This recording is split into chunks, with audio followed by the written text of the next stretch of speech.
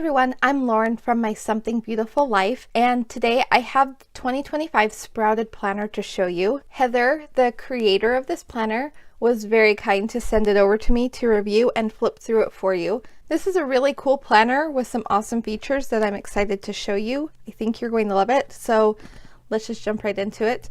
So first of all, it is a hardcover planner. It does have a light gold coil binding, which I love. Coil binding is just my absolute favorite, which is fun because you don't usually see it on hardcover planners either. And this design is called Pied Pebbles, which I think she said means, like pied means many colors, something like that, but I thought it was really pretty. I love the combination of colors, and it's just kind of a fun design. It's very bright and cheerful, so I like that about it.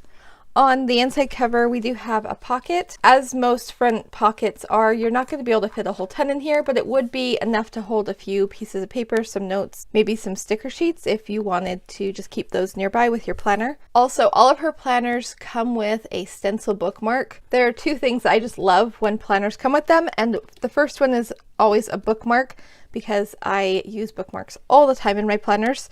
The second one is stickers, which this planner also has, and we will get to those in a minute. I also want to point out these beautiful tabs. I love the colors that she picked. They're all just so pretty and fun.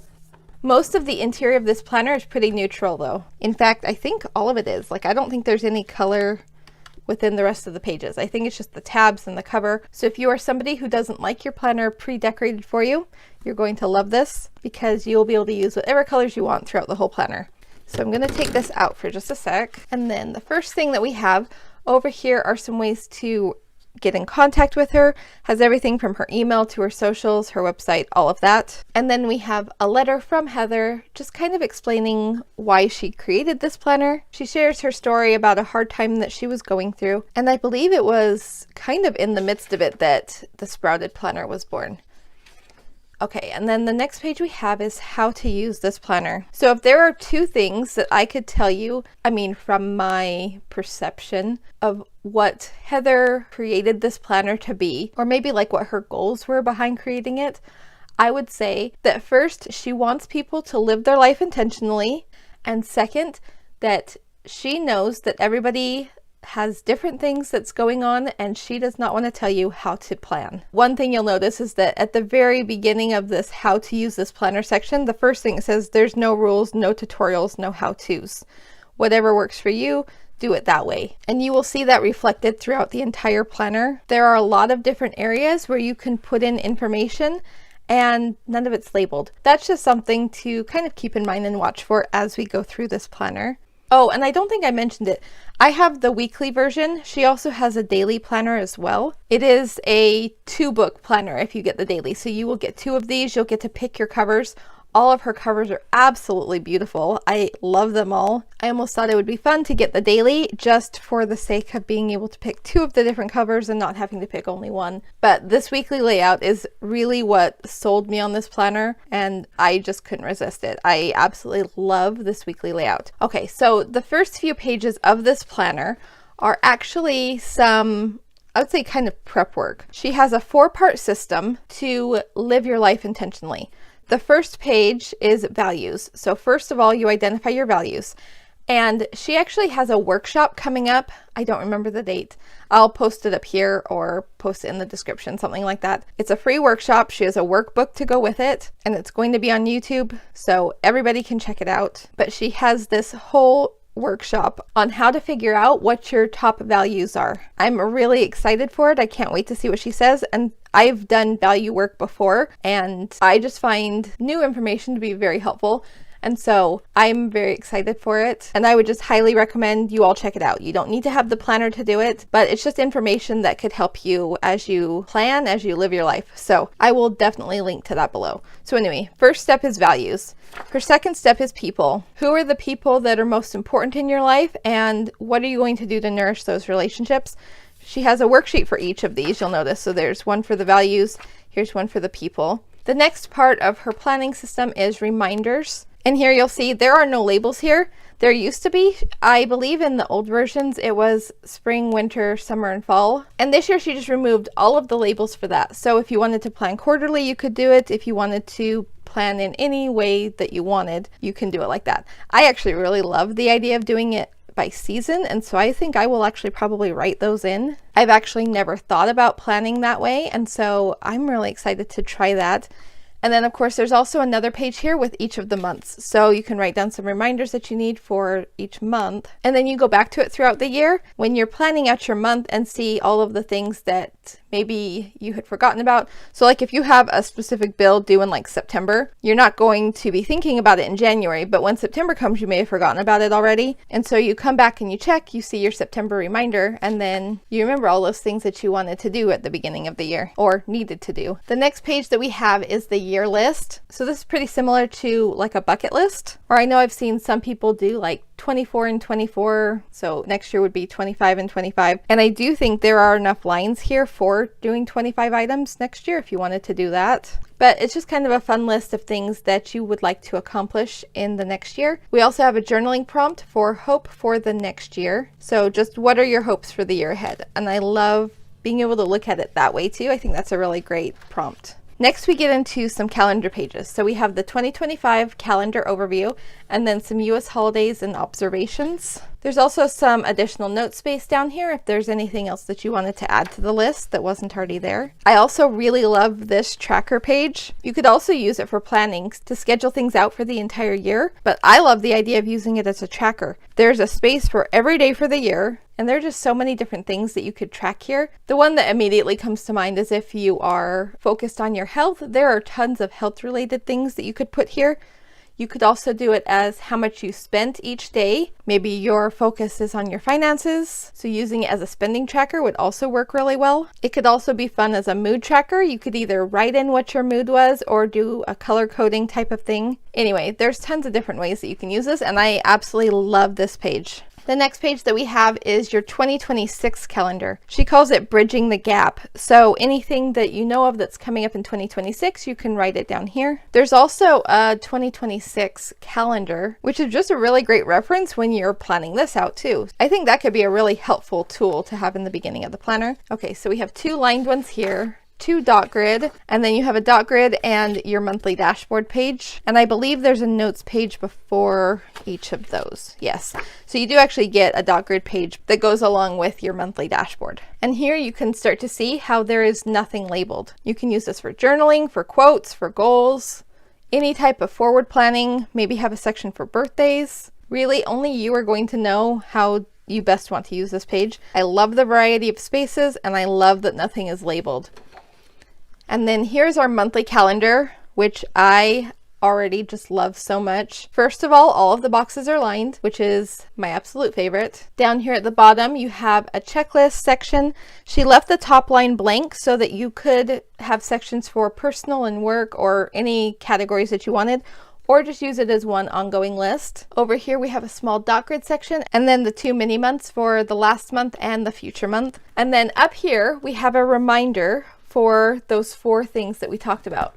There's values, people, reminders, and your year list. So those are things that every month you can go check in with them as you're planning out your month. It's really great to identify and set all of those intentions at the beginning of the year. But if you're not going back on a regular basis to go revisit them, then nothing's going to happen from it. So I absolutely love that she put a little reminder there to just go back and check those things and figure out how you're going to schedule those into your month. And then of course we have the sidebar that's just a lined section. After the month, we have two lined notes pages. I love my notes pages, so I'm very excited to have this in here. I just always need extra planning space.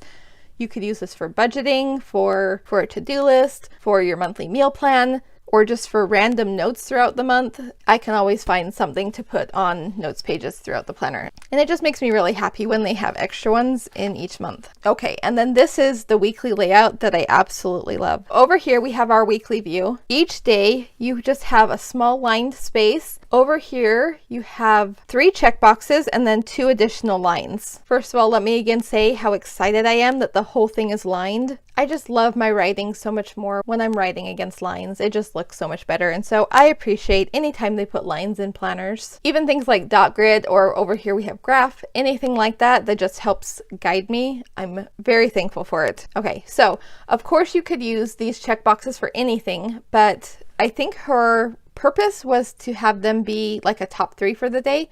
But again, it's up to you. It's your planner. Do whatever you want. Up here, we also have a blank section. And I recently heard her say that when she designed this layout, she designed this to be the space for her weekly intentions and this to be the space for her weekly reflections. And then on this side, we've already talked about a couple of them, but you have a checklist section up here, a graph section, this is blank, and then this is dot grid. And the reason why I love this layout so much is because I don't often have appointment type things. Like my day is not scheduled around appointments, basically. I just have a lot of things that I am trying to get done. And most of the time those things don't have to get done that day, but they can get done other days. But they're on my mind, and so I have to write them down. So I love having one big master to-do list for the week. And then of course I can pick out things from here to add to my daily top 3. And so that is what I'm most excited about with this layout.